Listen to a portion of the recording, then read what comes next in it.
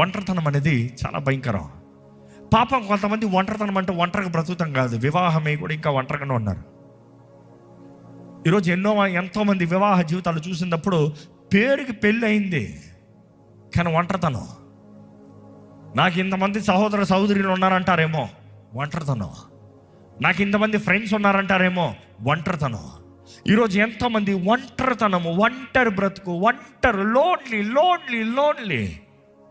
ఇక్కడ ఒంటరి వారు ఉంటే దేవుడు మీతో మాట్లాడుతున్నాడు. దేవుడు నీ జీవితాన్ని నింపాలని, నెమ్మదిని అనుగ్రహించాలని, ఆశీర్వాదం అనుగ్రహించాలని, స్వస్థత అనుగ్రహించాలని, నీ జీవితంలో నీ ఒంటరితనాన్ని తీసేసి ఆయన ఆత్మ తోడునివ్వాలని ఆశపడుతున్నాడండి.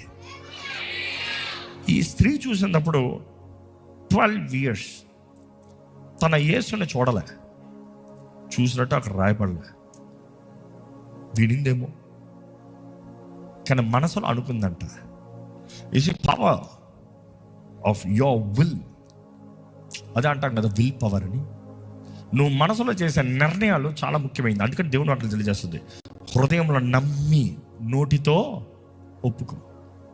నువ్వు హృదయంలో నమ్ముతామో మనసులో నమ్ముతాం చాలా ముఖ్యమో. What you believe really matters. I'm asking you, what do you believe?